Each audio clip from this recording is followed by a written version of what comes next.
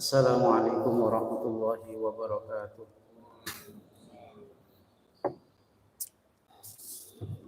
Wassalamu alaihi wa alihi wa dhurriyyatihi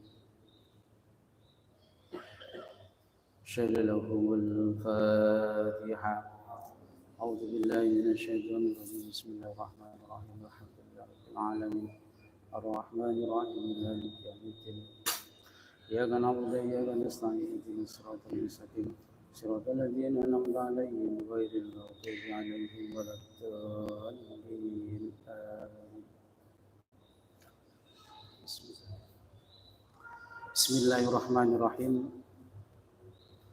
الحمد لله رب العالمين نحمده ونستعينه ونستغفره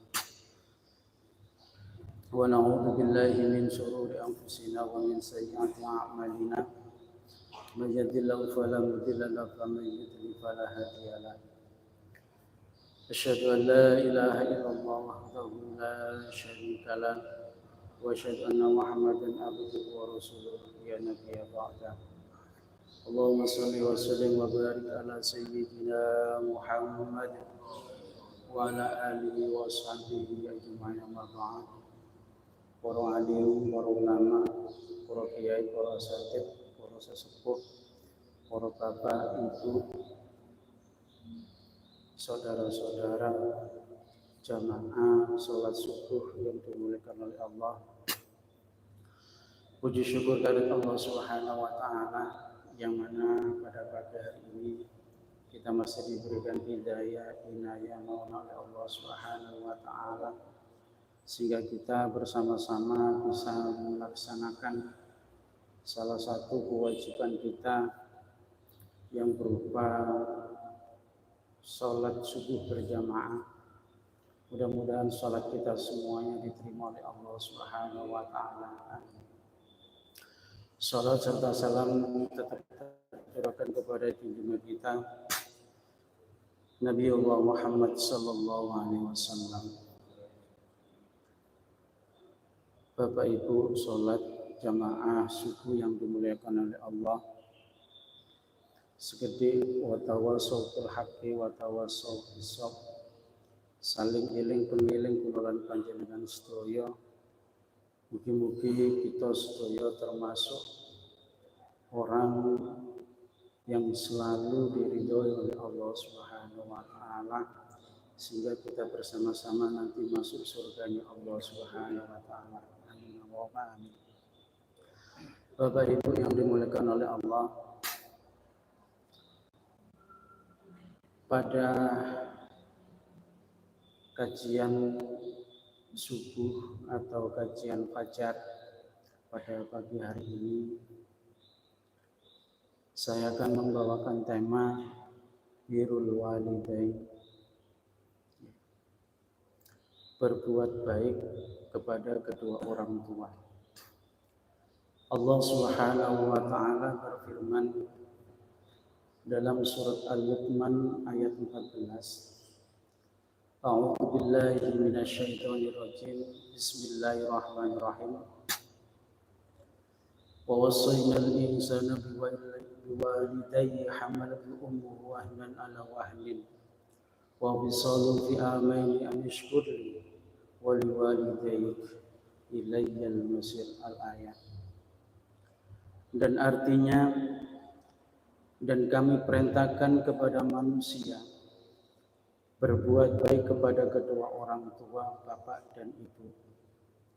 Ibu yang telah mengandungnya dalam keadaan lemah, yang bertambah lemah dan menyapinya dalam 2 tahun. Bersyukurlah kepadaku, kepada kedua orang tua bapak ibu, hanya kepada ulah kembali kepadamu. Itu artinya. Lalu apa yang akan terjadi apabila kita tidak berbakti kepada kedua orang tua? Apakah belum pantas kita berbuat baik kepada kedua orang tua? Lalu bagaimana pengorbanan kedua orang tua sesuai dengan ayat tadi, wahnan ala wahnin dan selanjutnya.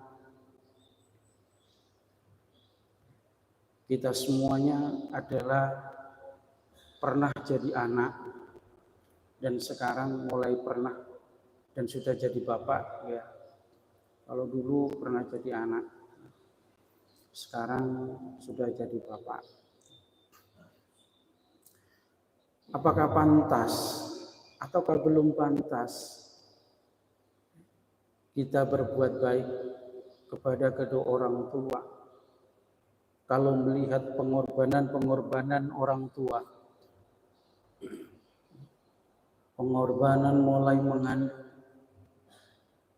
1 bulan, 2 bulan, 3 bulan begitu berat, dibawa kemana-mana, mandi dibawa mandi, belanja dibawa belanja, dan yang lainnya.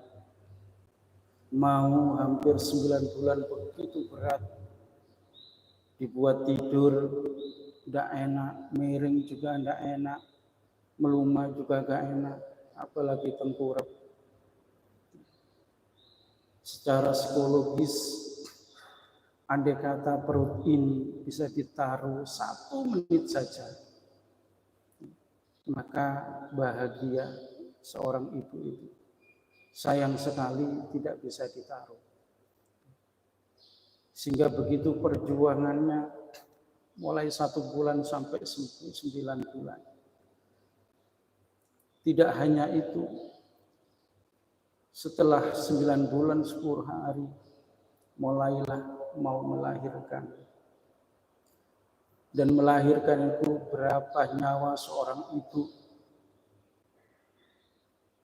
untuk mempertaruhkan nyawanya. Berapa banyak seorang ibu meninggal gara-gara melahirkan seorang anak. Apakah masih anak belum pantas menghormati kedua orang tua? Perjuangannya begitu besar, begitu tinggi. Belum lagi nanti setelah melahirkan, terus kemudian menyusui sampai 2 tahun.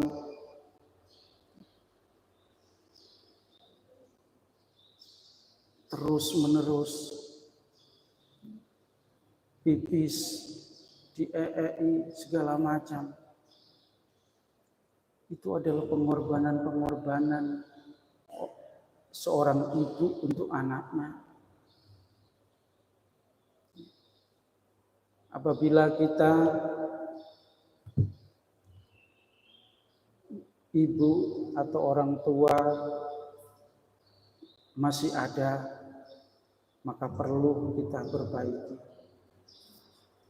Bapak Ibu yang dimuliakan oleh Allah, untuk itu perjuangannya mulai dari awal sampai menyusui atau mentetei 2 tahun, dan tidak hanya itu, sampai besar pun masih mengandalkan kedua orang tua. Untuk itu kita sebagai anak harus menghormati dan menyayangi kedua orang tua kita. Jangan sampai kita sekali-kali mengucapkan kata-kata yang kasar. Di dalam Al-Quran saja, fala taqul lahu ma'ufin wa la tanharhuma wa qul lahuma qawlan karima. Berkata-kata saja tidak boleh, apalagi berkata-kata yang kasar, berkata-kata yang kotor terhadap kedua orang tua. Maka ini tidak pantas kita ucapkan. Melihat perjuangan seorang ibu yang begitu besar, apabila diucapkan seorang anak kasar kepada kedua orang tua, sakit hatinya, pedih hatinya, nangis. Apalagi sekarang banyak anak-anak yang berani kepada kedua orang tua. Dikongkon-kongkon, disengani malam menyanyi, dicicili malam mencicil. Banyak sekali. Tuh, apakah hatinya seorang ibu itu tidak sedih kayak seperti itu? Pasti sedih.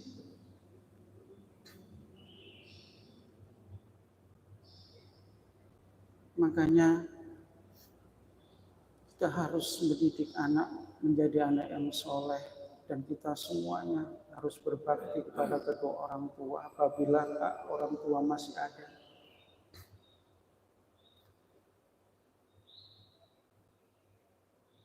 Karena itu hadirin, jangan sampailah kita selama hidup di dunia ini membentak-bentak orang tua. Meskipun itu capek, jangan sekali-sekali. Kalau kita melihat cerita-cerita seperti salah satu cerita Alqamah.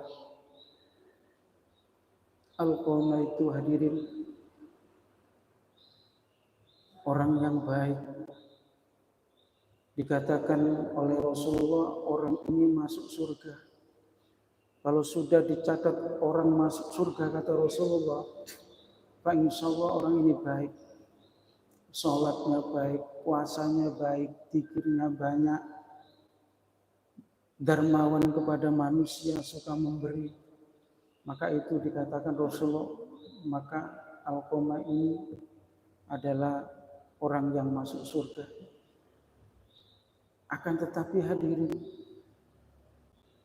dengan perbuatan Alqamah pernah mengusir ibunya dengan kata-kata yang kasar. Dengan kata-kata yang kasar sehingga ibunya itu sedih, menangis. Akhirnya bersumpah kepada Allah, ya Allah,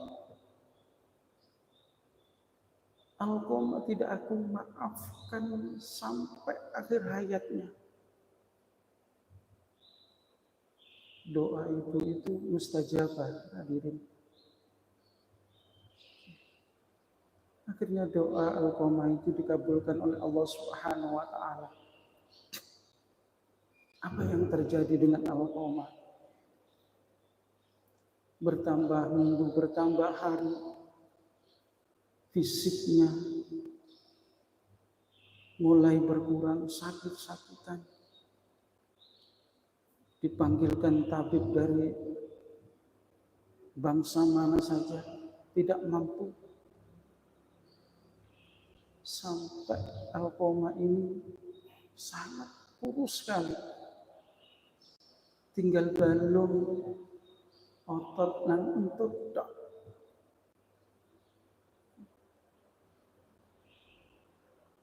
Hidup tidak bisa hidup, mati tidak bisa mati.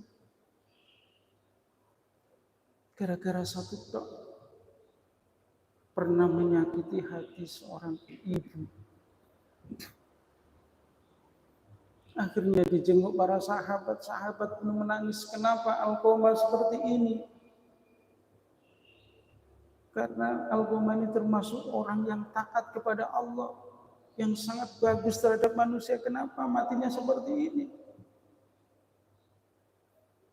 Dijenguk para sahabat Umar, Utsman, Ali. Sampai Rasulullah pun datang untuk mentalkin Alqamah ini, tapi tidak mampu.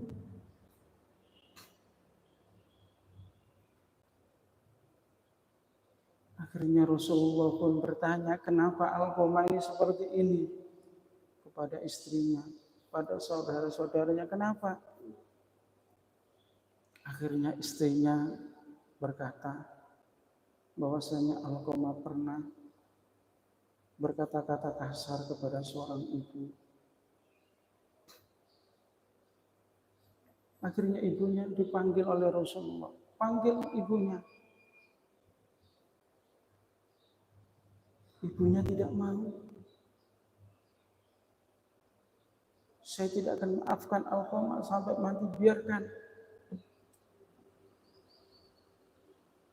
Karena sakit hatinya.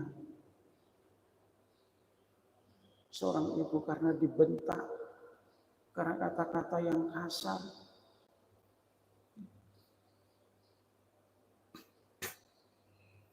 Akhirnya Rasulullah pun mencari jalan bakar Alqamah. Para sahabat ambil kayu bakar di hutan, kumpulkan semuanya. Untuk apa Rasulullah membakar Alqamah? Dengan kejadian itu ibunya bertanya, "Ya Rasulullah, kenapa kamu mengumpulkan kayu bakar sebanyak itu untuk membakar Alqamah?" Akhirnya seorang ibu tidak tega melihat anaknya untuk dibakar pemakaman. Akhirnya ibunya memaafkan Alqamah. Kasih ibu sepanjang zaman, hadirin. Meskipun benci, tapi masih sayang terhadap anaknya. Bapak Ibu yang dimuliakan oleh Allah Subhanahu wa taala. Itu salah satu kita berbuat baik, jangan sampai berkata-kata yang kotor, yang kasar, membentak, apalagi Yang kedua adalah seorang anak tetaplah merendah meskipun telah sukses. Banyak anak sekarang sukses, lebih terhormat, kedudukannya, jabatannya, karirnya. Sekarang mentang-mentang terhadap orang tuanya. Orang tuanya dipanggil bukan dihormati, malah dipanggil untuk ngomong anaknya. Ini orang tua tidak dimuliakan seorang raja, tapi dijadikan pelayan atau babu di rumahnya. Subhanallah. Maka dari itu hadirin, marilah kita menempatkan orang tua semampu mungkin untuk memuliakan kedua orang tua. Apalagi orang tua sudah tiada ataupun masih ada, tolong hormati beliau yang masih ada. Yang terakhir hadirin, yakni kita sebagai anak adalah mendoakan kedua orang tua, meskipun yang hidup maupun yang mati. Kata Profesor Jahro yang dulu pernah mengisi Ahad pagi itu, yang dikatakan anak soleh setiap selesai sholat itu mendoakan kedua orang tua minim 5 kali, itu baru dikatakan anak soleh. Rabbi firli wali walidayya warhamhuma kama rabbayani shaghira. Itu yang dikatakan beliau, baru dikatakan anak yang soleh. Kalau setiap sholat dibaca doa 5 kali. Kalau hanya 1 kali, belum dikatakan anak soleh. Maka itu hadirin, seorang anak, ya, saya yakin orang yang berbakti kepada kedua orang tua pasti hidupnya mulia. Saya yakin itu. Dan apabila ada seorang anak yang tidak berbakti kepada kedua orang tua, durhaka kepada kedua orang tua, saya yakin dan saya yakinnya anak itu tidak akan bahagia. Sebab ini juga pernah saya amati dari beberapa saudara. Ada saudara 4 misalkan seperti itu. Ada yang 2 yang berbakti dan yang 2 tidak berbakti. Saya amati kehidupannya. Yang 2 yang berbakti kepada kedua orang tua, enak hadirin uripe. Saya dicukupi kali Gusti Allah. Opo ae Dikai enak. Saya lihat kepada kedua orang tua selalu mendatangi orang tua, berkata-kata yang sopan, ketemu orang tua salim, baca salam, kebutuhan apa orang tua dikasih. Dan sebaliknya dua anak tadi yang durhaka kepada kedua orang tua, datang pun tidak salam, tidak pernah memberikan apa-apa. Karena merasa kekurangan dalam kehidupannya. Meskipun sudah beranak-anak, merasa kurang. Dapat arisan kurang, dapat rezeki kurang. Suaminya sudah kerja kurang. Dan kehidupannya subhanallah sumpek dan tidak bahagia. Maka dari itu ada sebuah hadis ridallahi fi ridal walidain wa sukhtullahi wa sukhtul walidain. Ridhonya Allah itu tergantung kepada ridhonya kedua orang tua.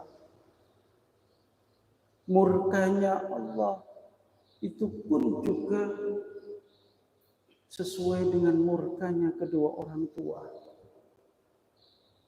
Maka apabila kita orang tua masih ada, muliakanlah. Fa insyaallah kita semua akan bahagia di dunia wal dunya wal akhirah. Amin Allahumma amin. Demikian yang bisa saya sampaikan. Mudah-mudahan ada guna dan manfaatnya. Al-Fatihah. A'udzu billahi minasyaitonir rajim. أعوذ بالله من الشيطان الرجيم بسم الله الرحمن الرحيم اللهم صل وسلم وبارك على سيدنا محمد وعلى آل سيدنا محمد والحمد لله رب العالمين اللهم يا الله ربنا ظلمنا أنفسنا وإن لم تغفر لنا وترحمنا لنكونن من الخاسرين رب اغفر لنا ولوالدينا وارحمهما كما ربيانا صغيرا رب اغفر لنا ولوالدينا وارحمهما كما ربيانا صغيرا رب اغفر لنا ولوالدينا وارحمهما كما ربيانا صغيرا رب اغفر لنا ولوالدينا وارحمهما كما ربيانا صغيرا رب اغفر لنا ولوالدينا وارحمهما كما ربيانا صغيرا اللهم صل صلاة تنجينا من جميع الأهوال والآفات واغفر لنا من جميع الحاجات وتطهرنا من جميع الشيئات وترفعنا بعندك أعلى الدرجات وتبلغنا بأقصى الغايات من جميع الخيرات في الحياة والممات اللهم إنا نسألك رضاك والجنة ونعوذ بك من شرك والنار اللهم لك عفو كريم تحب العفو واعف عنا يا كريم بسم الله ما شاء الله لا يسوق الخير إلا الله بسم الله ما شاء الله لا يصرف السوء إلا الله بسم الله ما شاء الله من كان من نعمة فمن الله بسم الله ما شاء الله لا حول ولا قوة إلا بالله العلي العظيم ربنا هب لنا من أزواجنا وذريتنا قرة أعين واجعلنا للمتقين إماما ربنا هب لنا من الصالحين ربنا هب لنا من الصالحين ربنا هب لنا من الصالحين اللهم اختم لنا بالإسلام واختم لنا بالإيمان واختم لنا بإحسان واختم لنا بحسن الخاتمة بغير حساب ربنا آتنا في الدنيا حسنة وفي الآخرة حسنة وقنا عذاب النار وقنا عذاب النار وقنا عذاب النار والحمد لله رب العالمين ببركة بشر الفاتحة.